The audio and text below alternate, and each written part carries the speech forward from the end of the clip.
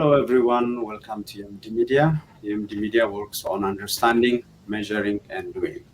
And it strives to contribute to evidence-based discourse and decision-making in the Horn, and particularly in Ethiopia. Your host, Getachew Asafa. Those who are following us on YouTube and Facebook, please share, subscribe, and like so that more audience can get this material.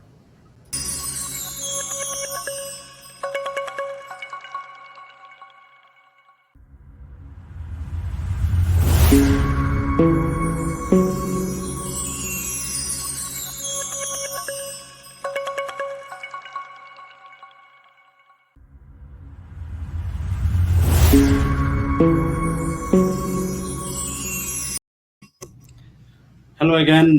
Today I have the pleasure of having Alex Dahl as my guest to speak to the subject of Vadis Tigray's humanitarian crisis. So we'll be speaking about where we are, where that human crisis has as a foundation, and what would be playing out maybe in the coming months and so on. Alex, welcome to the MD Media Show. Thank you. It's good to be with you. Great. So for those who are maybe seeing Alex for the first time, which I doubt, I want to just give a bit of a background in terms of why we are talking and what we'll be talking today. So Alex is the Executive Director of World Peace Foundation, and he's a researcher on African elite politics. Has been working with Humanitarian initiative at Harvard University before, and program director at the Social Science Research Council. And most of his works are related to humanitarian crisis, response, human rights, aid, and so on. And he was also a chairman, the first chairman actually of the Mines Advisory Group that won the 1997 Nobel Peace Prize for their work on banning landmines. This is a very small list of his publication, at least in the form of books, and has a number of articles published as well on different subjects. So I will be zooming in today into two books out of these great books on the Horn of Africa, Darfur, and so on. So talking about humanitarian crisis in Tigray, this is not the first time, it's not the first engagement that started after November 4th.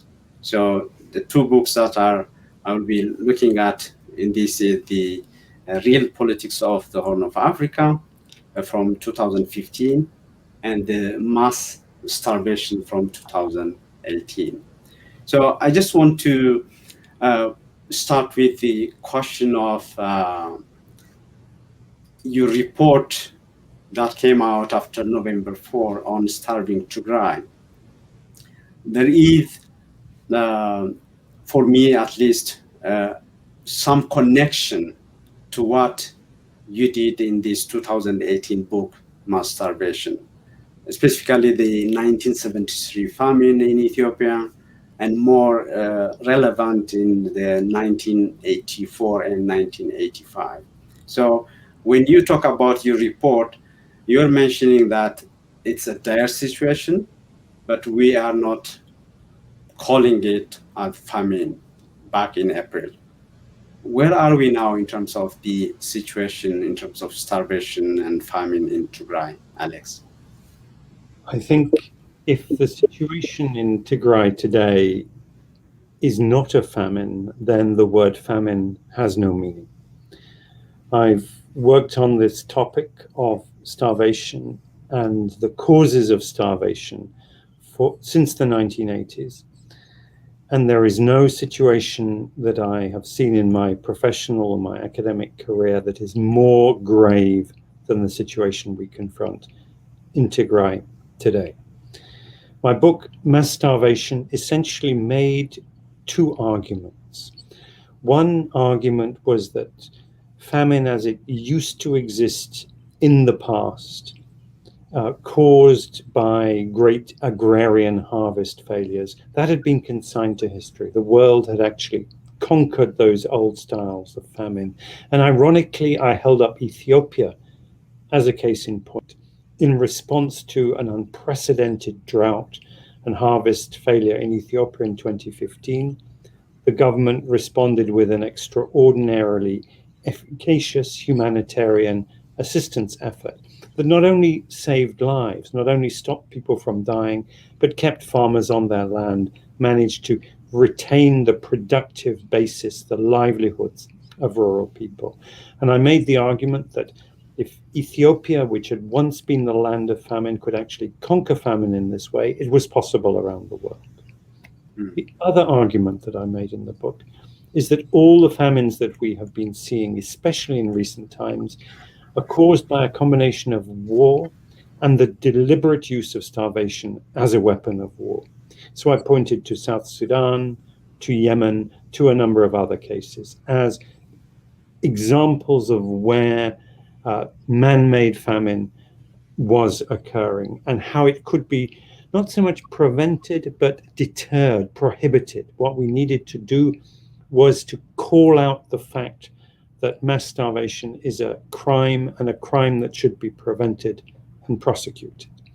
What I didn't foresee, of course, in that book was that the success story in conquering famine, which was Ethiopia, would become once again the worst case scenario for how man-made famine, deliberate starvation, was being inflicted upon a people. And back in April, the reason why myself and my colleagues were hesitant to call it famine was that the hard data that you need in order to say malnutrition levels have reached a certain level, excess mortality has reached a certain level, food systems have collapsed to a certain level. Those data did not exist. But we made the argument that everything we could tell about how the food economy worked and what had been done to that by the occupying forces of the Ethiopian federal forces, the Amhara militia occupying the richest and most fertile areas in western Tigray, and above all the Eritrean forces coming. Everything we knew indicated that we were on course for a famine if it were not turned around at that moment. And 2 months later, it has not been turned around. In fact, the situation has got worse on all counts. And the evidence that we are getting, unsystematic though it is, points to only one conclusion, which is that famine is now raging in Tigray. Mm-hmm.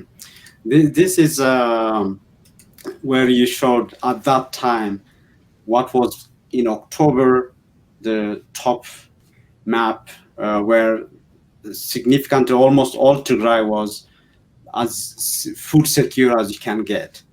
Whereas the prediction or the projection at that time for February to May after the war was, again, the exact opposite of what we saw or what you see in the first graph. So right now, given the condition that we are in, still with a lot of information blackout, blockage, and so on, where are we now in terms of food insecurity? I mean, you exactly mentioned that if famine is a word, then the practice, the real example is what's happening in Tigray. And I just want to connect it to the what you also mentioned regarding the 1984-85 in your mass starvation book. You called it actually the second level murder crime, second degree crime, because it was targeting TPLF at that time. But there were indications as well. It could be, or there were elements of the first degree murder or crime. So are we at a point where you can call that in terms of what's happening in Tigray right now? I think every piece of evidence that we have about the deliberate nature of starvation, which includes several elements. It includes pillage, which is looting and destroying in a systematic manner. It involves the destruction of objects indispensable for human survival. And that is not just food, it's also water supplies, healthcare, and for young children, maternal care. And in that respect, rape is a weapon of starvation, because a woman who is a survivor of rape may not be able to care for herself or her children, and her family may starve because of a crime that has been inflicted on her, which is sexual violence, which is then doubled because it is a crime of starvation in terms of its impact. And we see all of these. We also see the deliberate withholding, the choking off of humanitarian assistance. This is the crime that gets most publicity, because this is the one where the international community are most closely involved in trying to assist. But it is not the primary crime. It is, as it were, a secondary crime, ancillary to the first one. And on that crime of choking off humanitarian assistance, when you look at the figures that, let's say, the United Nations put out, and they say, we have reached 1 million or 1.6 million people, that often means they have reached them once or perhaps twice for a food distribution. Now, if a family of 6 gets a ration, let's say, of 30 kilos of food, that will keep them going just for 10 days or so.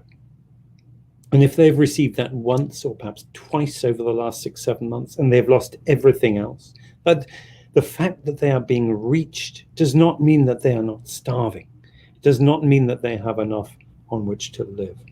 So and additional to that is the fact that many of those figures for the food that has been distributed actually only refer to the food that has been offloaded off the relief convoy trucks at their destination. Sometimes that food is then loaded onto Eritrean trucks and used to either feed the Eritrean army or truck to Eritrea. So there are layers of crime here.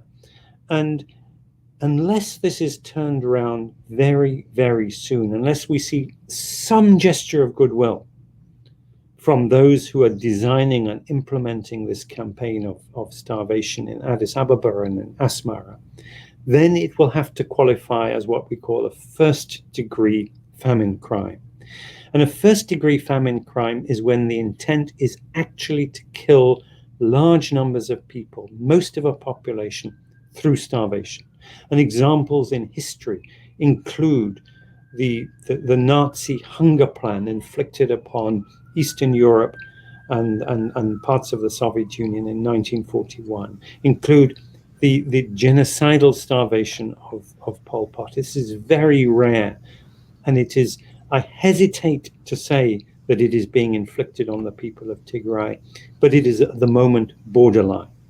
There is one chance, I think, for those in power in Asmara and Addis Ababa to make it clear that that is not their intention, because everything that we see tells us that that may well be their intention. Mm-hmm.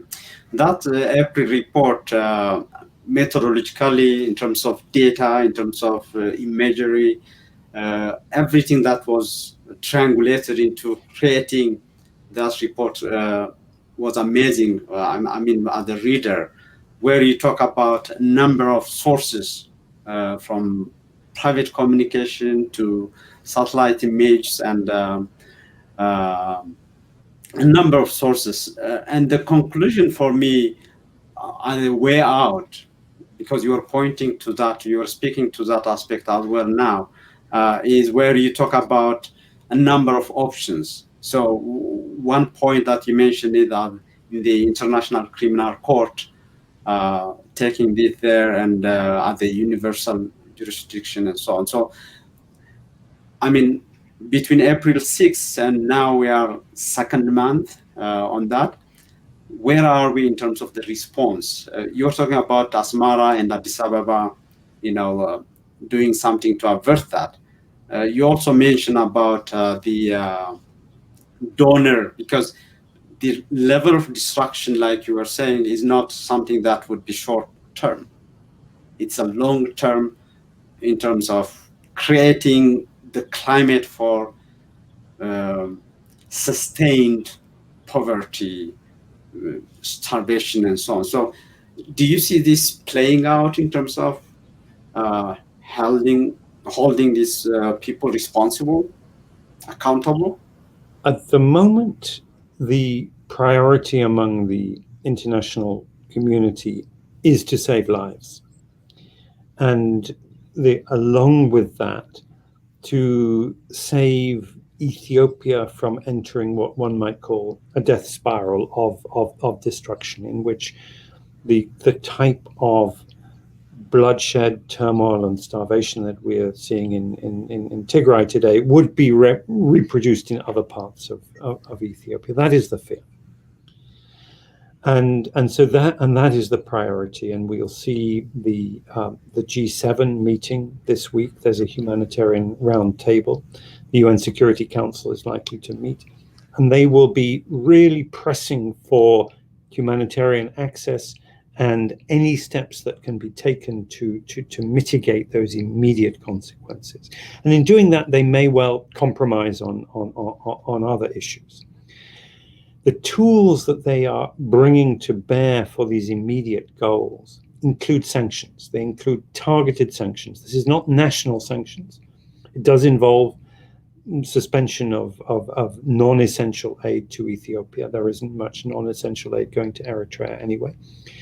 But targeted sanctions, and those targeted sanctions will probably not be made public. They won't talk about them in public because the effectiveness of invoking, let's say, the Global Magnitsky Act, which authorizes the US Treasury to go and seize or freeze the financial assets of individuals. That is most effectively done when they don't announce that they're doing it, so that an individual, a general, a minister, or someone suddenly, wants to access a bank account held in dollars anywhere in the world, and is told by the bank, sorry, you can no longer do that. Or you have a residence, let's say in the United States, and you want to go there, and suddenly you find you no longer have access to that. So these sanctions operate in a very discreet way, and those sanctions themselves can be the precursor to a more rigorous form of accountability. They could be step one towards calling to account those senior officials and military officers responsible for these gross abuses. But they may stop short of that as well. They may just be there to try and extract some policy changes out of the government of Ethiopia. Mm-hmm. As we speak today, the 216th day since the start of the war, and the numbers, the destruction, the looting, the pillage, the number of children who are refugees in Sudan or separated from parents, becoming orphans, the emergency food and assistance. This is a big scale that is still ongoing. And one thing that had bothered many is the way this was conducted, not only in terms of the number of forces involved in this, but also in the strategy that I would, represent it this way in terms of no information blackout. If there is any information that's coming out, they deny that. If denial is not working, they undermine it, they, trivialize it. If that's not working, they justify it. They think or they present it as if it's part of the game. This has been happening, between the government, the elites, and so on. So I don't know if this is something that also, you can agree with. But my point is, has there been any such thing happening? Because in your discussion of the book, the real politics of the Horn, what I saw is what has been playing in South Sudan, Somalia. You talk about different typologies, including Eritrea for that matter. So my question to you, Alex, is what is this political marketplace that will that be helpful in understanding what's going on in Ethiopia, or is it too early given that it's still going on, we don't have the data and so on? So how do you speak to that framework of political marketplace? Let me answer in two parts. The first is going back to that cycle. If you could put up that slide again with the cycle. I think that's absolutely correct. I mean, there was denial, suppression of information at first. No information. Then when information came out, they said, no, it's not true. As you say, they're undermining, they're trivializing it. And then perhaps the most alarming now is to justify it, so that the high-level international diplomats have confronted the leadership of Ethiopia with the facts. They say, we know this is happening. And the response is not, oh, we're shocked, we didn't really realize it was that bad, which is the case that, for example, they got with, in engaging with President Bashir in Sudan, or Salva Kiir in South Sudan. Those men would be shocked, and they would say, we're shocked, we didn't mean it to get this bad. And then they would begin to accommodate. And not at all. What is peculiarly disturbing, uniquely disturbing about this case is the leaders in Addis Ababa, they know the facts. And they go ahead and they say, it doesn't matter. In order for us to create our great Ethiopia, if people die in large numbers, if human rights are abused on this vast scale, doesn't matter. That is deeply chilling. And that is an ethical abandonment that I think has really no place in any political theory that I can identify. It is just a sort of moral abandonment that is deeply, deeply disturbing. Now let me get on to the question of the political marketplace. Because in my book, The Real Politics of the Horn of Africa, I held up the case of Ethiopia under the late Prime Minister Meles as an example of resisting the political marketplace. In fact, I engaged in debates with Meles in which I said, this is what I think you're up against. And we would critique one another's views. I engaged with him really primarily as an intellectual, only secondarily as a politician. And I really looked forward on his retirement to continuing that. Sadly, of course, he passed away. And what I expected to see, and I began to ascertain under Haile Mariam and in the first year or so of Abiy Ahmed, was the political marketplace logic taking over, where political power was becoming, and political services and loyalties were becoming transacted according to this material logic, whereby those in power would use material inducement to get their policies through.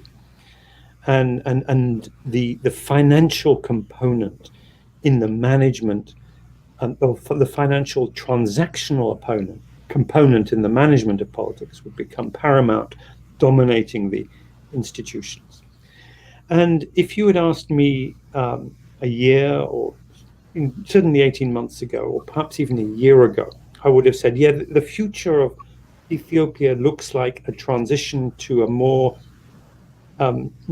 normal, paradigmatic African state, something a bit like Nigeria, or perhaps Kenya being an example where the country has prospered under this form of government. Nigeria, where it has done less well. Sudan under Bashir, where it did rather extremely badly. And I would say, well, Ethiopia is headed in this direction. We would see a lot of turmoil, we'd see some violence, but essentially the country would be held together with transactional politics, with buying and selling, and a lot of jostling and turbulence. And it was interesting in the interview that General Tzadka gave a few days ago. He described his last encounter with Abiy, and he said Abiy said to him that Tigrayans are like other people. Some will succumb to material incentives, some will succumb to intimidation. That is how we're going to manage it. And that, in a way, is a vision of the political marketplace, a combination of kleptocracy and gangsterism, which can be more or less diluted, more or less sort of acceptable. And that was the direction in which I saw Ethiopia going, and I didn't terribly like it. But I felt it was possibly inevitable, rather sad. I liked the developmental state approach, and I hoped that it would be able to democratize in due course. What I didn't foresee was the entry of Eritrea into this, in the scale and commitment that Isaias Afwerki has shown. And that brought in a different element, which is not an element of transactional politics. It's an element of of high stakes politics, in which it is the politics of extermination. It is the politics of crushing your rival or your adversary, grinding them into the ground. And the fact that Abiy made himself the partner, and increasingly the junior partner, in that exercise turned Ethiopian politics from the political marketplace into something that was actually much more sinister, which is a combination of that kleptocratic gangsterism with a hard edge of ideological determination to inflict whatever pain, to pay whatever cost is required in pursuit of a particular agenda of sheer power and domination. And the alliance that is, I think, evident for everyone to see is one between Isaias, whose agenda is survival and the domination of Eritrea in a sea of turmoil. He knows that he can survive only if people are unable to organize for democracy and basic civil rights. So they have to be destabilized. They have to be in a state of turmoil and violence. And the combination of that with a resurgent nostalgia for the imperial past of Ethiopia, an agenda that the EPRDF and the Oromos felt they had buried in 1991, and clearly they hadn't. Clearly, it's come back in a vicious guise, and the only way in which this agenda of reconstructing an imperial Ethiopia can prevail is through force, and it is through force that tramples the principles of multiculturalism, of diversity, of tolerance, and indeed of democracy, just absolutely tramples that. And it's an alliance of convenience with Isaias, because that imperial nostalgia cannot also coexist with the Eritrean agenda of being on top of the region through destabilization.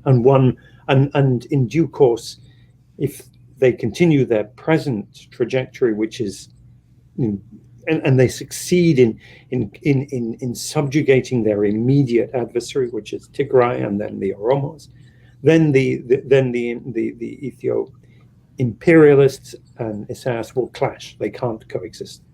So, and people tend to call this Amhara supremacism, and it has that element. But I hesitate to use the word, the label Amhara there, because Amhara has different meanings, and I really do not want to extend that. I much prefer to use a label that refers to the imperial past and the imperial project than an ethnic label, and because many Amharas do not subscribe to this, and many are victims of it themselves. I totally agree on that, and it's very important in terms of getting the right semantics on that. One thing that combining this your article on, I think this is from just fresh, relatively fresh from May 26. I found this statement where captures for me combining it with the cycle that I showed in terms of denying, justifying, and so on. So I see from high level, world class athlete to the faithful, preachers, the church, trying to silence anybody, including the patriarch, as you might have followed, to speak about Tigray genocide and so on. So the only way for me is to explain it through the marketplace, the political marketplace, combined with how the elite is playing out there and so on. So is there any hope, in terms of what could be done in terms of breaking this cycle of justifying, denying, and so on? Because if it was done only by the government, by the state structure,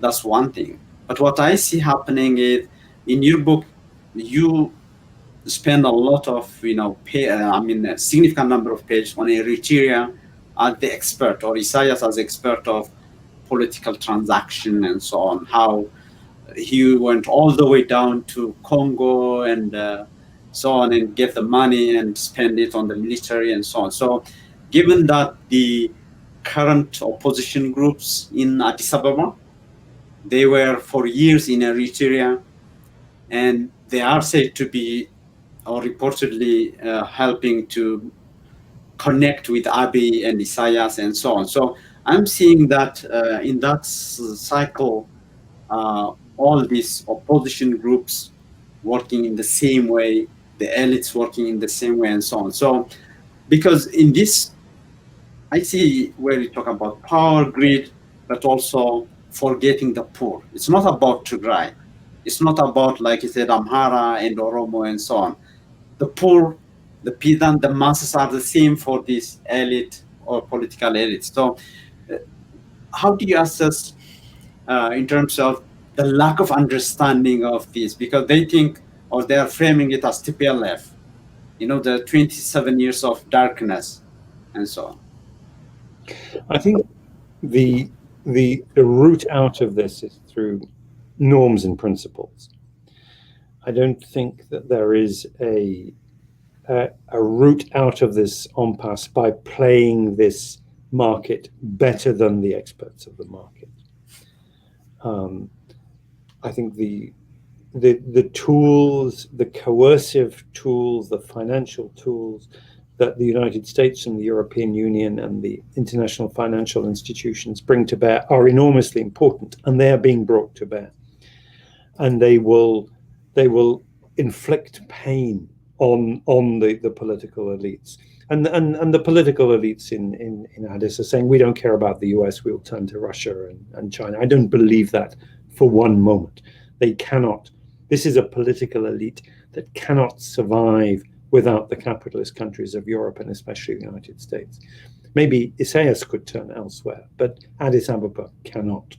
So they are feeling the pain, and the question for them is, they have dug themselves into this deep hole. They have made these alliances. If you like, they're riding a tiger and can't get off. And at what point is the pain that they will face of dismounting this tiger greater than the pain of actually continuing to ride this rampaging beast? But getting back to the points of the norms and principles, Africa has experienced crises not dissimilar to this before. I think this is the biggest and gravest one that I can think of. But if you think about the genocide in Rwanda, if you think about the proliferation of military coups in Sierra Leone and elsewhere, if you think about the continental war that occurred in Congo, those things were happening 25 years ago. And at that time, the leadership of Africa sort of looked into the abyss and said, if we allow these things to happen, they're going to drag all of us down. We must collectively lift ourselves out of this. And this is where the idea of African solutions came from. It's not Africa will keep away the rest of the world. It's that Africa must take responsibility, first and foremost, itself for addressing these problems. So it was African intellectuals that formulated doctrines such as sovereignty as responsibility. That came from Francis Deng, a Sudanese diplomat and lawyer. The doctrine of non-indifference came from the OAU's panel of independent panel of eminent personalities that looked into Rwanda, that said we cannot allow these types of grave abuses to happen without us intervening. The intolerance of unconstitutional changes in government came about because Africans recognized the havoc that was being caused by this. So these principles were introduced, and gradually the norms and principles began to change. And Africa, that lifted Africa up. Now, of course, it was incomplete, and the big standout, the big opposition to this came from Eritrea, which resisted all of these. And so when the first warning sign that things were going wrong was when the peace agreement that was signed between Abiy and Isaias, 2018, instead of taking it to the African Union, which was the custodian of the Algiers Agreement, which was the foundation of it all, they took it to Abu Dhabi, and it became a secret agreement between the two. No transparency, no democratization, no demilitarization, no scrutiny by the African peers. So a rejection of those norms and principles. And sadly, the African Union has submitted to this bully. It has not stood up for the principles for which it fought and struggled for so long. It's been ready to be humiliated. And as a result of that, the institution that ought to be articulating the basis on which a solution can be found for Tigray, for Ethiopia, for Eritrea, is not doing so. And the responsibility then passes to the international community. And and of course we see these hypocritical protests from Addis Ababa saying, don't interfere, this is neo-colonialism. That's completely nonsense, because the principles that the United States and the European Union, the G7 are standing up for are the principles that Africa itself articulated. Just that Africans are not standing up for those principles. They may come to do so, but they're not at the moment. But it is essential that those principles are articulated, because otherwise the solution that comes will be a solution based upon power, based upon the levers that the US and Europe have, which are money, first of all, and coercion, second. The legitimacy that comes from the principles, the norms that have been developed from the African experience with Ethiopian input, those are essential. Those have to be articulated, because those are the key part of walking Tigray, Ethiopia, and the whole region back from the brink. In the book, you mentioned about the sugar daddies of the region in terms of financing to Eritrea in the 2015 book and so on. So, what is? We can understand where Abiy is coming from, where Isaias is coming from in terms of Tigray, TPLF, and so on. What is the interest, or how do we explain or try to understand the interest of, let's say, the financiers of this? Because there is some financial flow to this project, right? Well, there was, because at the beginning, Isaias and Abiy sold their project to the Arab countries, starting with the Emirates and Saudi Arabia, and basically Isaias took the lead in saying, we are part of the Middle East, we're part of the Arab world, we're part of your security perimeter, and we will play along with you. And the basic ethos of the Ethiopian state under Meles and under, to a lesser extent, under Haile Mariam, was we will retain our autonomy from these Middle Eastern states, from Egypt and from the Gulf. And the nightmare is that if Egypt and the Gulf team up, then we are finished because we simply don't have the capacity to withstand them. So the political diplomatic strategy had been to keep Egypt, Saudi Arabia, the Emirates, and those countries at arm's length. And it was remarkably successful. Abiy stood it on its head. He embraced them, and he thought he would be able to bring Egypt along board. Astonishing naivety. He jettisoned decades of diplomacy building an African alliance to contain Egypt on the Nile waters issue. He basically put all his cards on the table in front of Abdel Fattah al-Sisi and said, you pick them, they're all yours. And of course, Sisi just salivated. Here was this naive man walking into his trap, and he wrapped him up. And then, of course, it didn't take Abiy too long to find out just how foolish he had been. But by then it was too late. He had surrendered the position that he had inherited.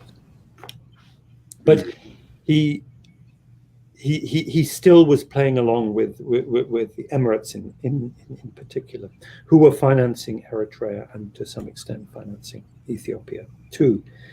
That's no longer the case. Those countries, they did not have Ethiopian or Eritrean interests anywhere in their calculations. They had their own interests. And the moment they saw that what was happening was not serving their interests, it was causing a huge reputational cost where it mattered in Washington, D.C., and it wasn't working. They walked away. They still maintained some relations, but essentially that tap has been turned off. China is not happy either. China will act in the region out from its own interests as well. And it was much happier with the developmental state model because it's had invested and it was getting its returns. It's not getting its returns now. And the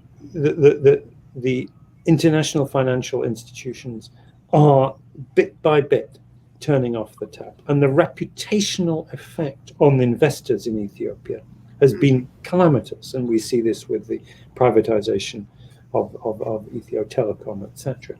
So even if there is a political settlement now, it is going to take a decade at least for Ethiopia financially, reputationally, to get back to where it was a year ago, when it was considered a reliable partner of potential investors, international financial institutions, and donor agencies.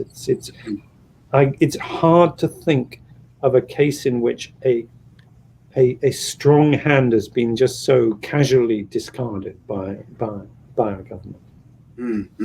I know I have to leave you shortly, but I can't help but ask a couple of questions on the connection with, for example, recently after even the US announcing some sanctions and all that, everyone is agreeing on what should be done and so on. We saw James Inhofe, the senator, going to Addis, and I read in 2018 transcript where they were kind of preparing Abiy and for resignation of Haile Mariam from the religious perspective and so on. So do we see any of your readings or your work, the religious element being played at Arakilon, before Abiy's coming and now? It's a very interesting question because I think the influence of the Pentecostalists is something that caught many of us by surprise. And obviously it was growing over the years at quite a rate. And the international links, especially links to the United States of the Pentecostalists were getting quite formidable. But I think it would be a mistake to assume that the Pentecostalists are all powerful or all united. I think that they're clearly they want to salvage their reputation. They want to. They do have an agenda, and they do still see Abiy as one of them. But the leverage that they have and the resources they can muster, I think, are in this context are dwindling. Great. My really last question is related to your article on May 6th, talking about Biden's brewing problem in Ethiopia. So the conclusion is like, there is no obvious solution. It's a problem from hell. Is that what we should understand it will be the case for the coming months, or is there any way out of hell?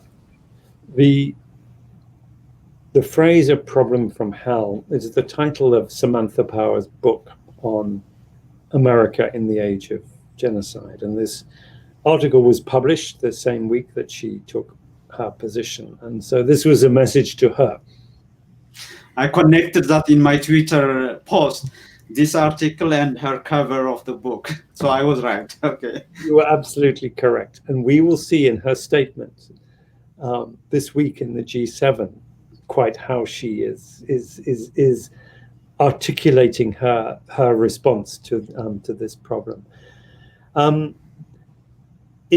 Of course, it's soluble. There is no human problem that cannot be solved. The important thing is that we recognize it for what it is. The first task for solving a problem is being candid about its nature. And there are many Ethiopians, Tigrayans, Oromos, Amharas, others, who do recognize the scale, the gravity, and the fundamental nature of this problem. And it's from them that I get my analysis. This doesn't float in the air. And I really hope that the next stage, the precursor to any national dialogue, is this analysis. If a national dialogue is just people saying, just expressing, anodyne opinions about the future of the country and just exchanging phrases about democracy and tolerance, that's useless. There needs to be this type of incisive analysis that say, actually, there are some political projects that cannot coexist. And one of them is this nostalgia for imperialism. And the imperial order that existed. Of course, it existed in the imagination of certain members of the military aristocratic elite. It didn't exist on the ground. What existed on the ground was desperate poverty and oppression and backwardness. And it was only with the modernization of Ethiopia and the rejection of that it was possible for Ethiopia to move forward. But the tenacity of that type of exclusivist belief needs to be acknowledged and confronted. The absolutely essential first step for any national dialogue is to recognize that some political projects cannot coexist. And the project of democracy, of tolerance, of pluralism, of modernity, of prosperity cannot coexist with an ethnically exclusivist agenda that harks back to a nostalgic vision of an imperial martial Ethiopia that existed only in the fantastic imaginings of some military aristocratic elites. The reality of that period was utter misery for the majority of Ethiopians. And it's only by recognizing these basic realities that it will be possible for Ethiopians to actually have a dialogue about the future of their country. Great. That's a very good ending to our show today. Thank you, Alex, for having the time to come over. And I hope this will be the beginning of our conversation. Thank you so much. I very much hope to continue. Great.